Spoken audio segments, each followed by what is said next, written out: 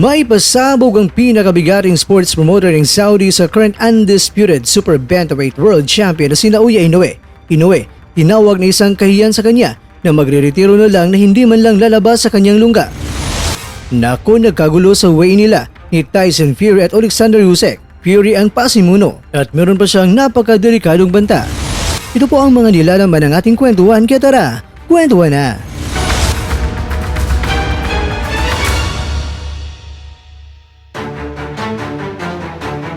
Turki Al-Sheikh, siya ang taong nasa likod ng mga malalaking mga laban na naganap sa Saudi. Kamakailan lang ay sumabog ang balita na gusto niya na may kasal sina Gervonta Tank Davis at itong si Uya Inoue. Kung tutusin, handa nga siyang magbayad ng fight money kay Inoue na masigit pa sa kinita ni Inoue sa laban niya kontra kay Luis Neri na ginanap sa Tokyo Dome sa Japan noong May 6 sa taong kasalukuyan. Pero marami man ang pumalag.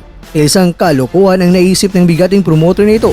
Itong si Inoue kasi ay lumalaban sa 122 pounds habang itong si Davis naman ay nasa 135 pounds. Nasa mayigit kumulang 5.8 kilograms mga kwento ang dapat idagdag ni Inoue para harapin niya itong si Davis. Kung di kaya ilang kilo ang ibabawas ni Davis para harapin itong si Inoue.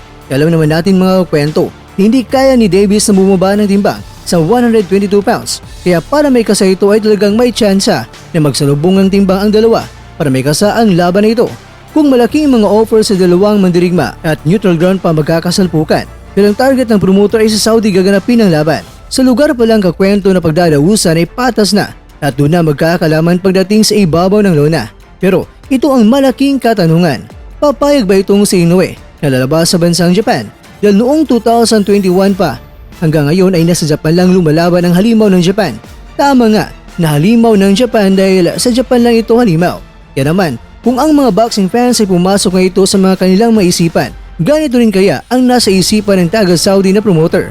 Ang kasagutan ay parang ganun na nga. Dahil ayon sa ibinahagi ng BoxingScene.com, kung magkasundo lang kung anong timbang na magkasalpukan sina Inoue at Davis, handa nila itong ikasa. Pero may malaking pero dito kakwento at may kondisyon sila na ibigay kay Inoue.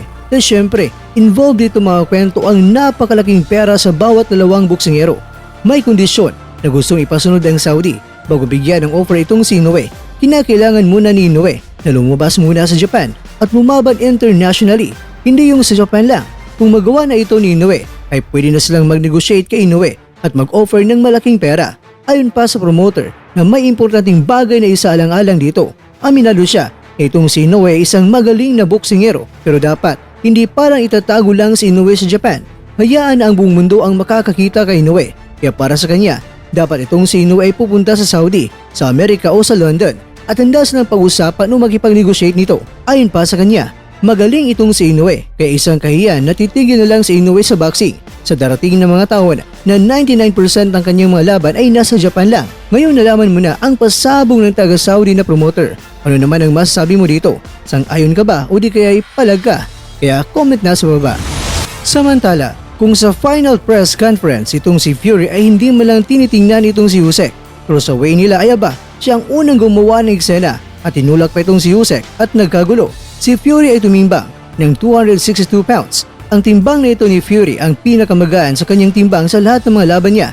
Abay itong si Usyk naman ay tumimbang ng 233.5 pounds. At ito naman ang pinakamabigat na timbang ni Usyk sa lahat ng mga laban niya. Malapit na nating matutunghayan kung sino kaya ang magiging undisputed heavyweight world champion.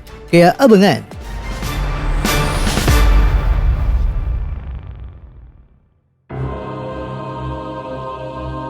Mga kakwento, nangangako si Fury na pababagsakin itong si Usyk sa kanilang laban. May 19 sa madaling araw na yan, Pinas time. Sa banta na binitawan ni Fury kay Usyk ay may simpleng reaksyon dito. Pero sobrang angas at wagas dahil sabi niya si Fury ay wag lang matakot dahil hindi niya talaga ito iiwan bukas. Naku, may panga talaga dito nga mababaklas.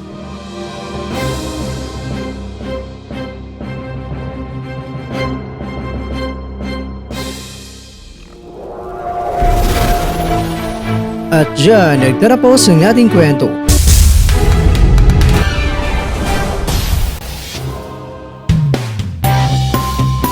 Maraming salamat mga kakwento sa inyong panunood. Pero baka naman mga kakwento ay nagustuhan niyo po ang kwento natin ngayon. Baka pwede niyo po kung mabigyan dyan ng like, subscribe at pa-click na rin sa bell button. Pero bago tayo magtara po sa mga kwento ay syempre, shoutout po muna tayo dyan sa ating mga nagkwento. Ikakwentong Eduardo Tadifa, ikakwentong Cabredo Buban, ikakwentong Alonso Medel, at ikakwentong nanonood ngayong shoutout sa iyo dyan. Bueno, hanggang dito na po muna ang ating kwentuhan at abangan nyo lang po ang ating susunod na video. At dito lang po yan sa isang channel na kung saan maaring ito'y mga kwentong di pa na kwento sa inyo.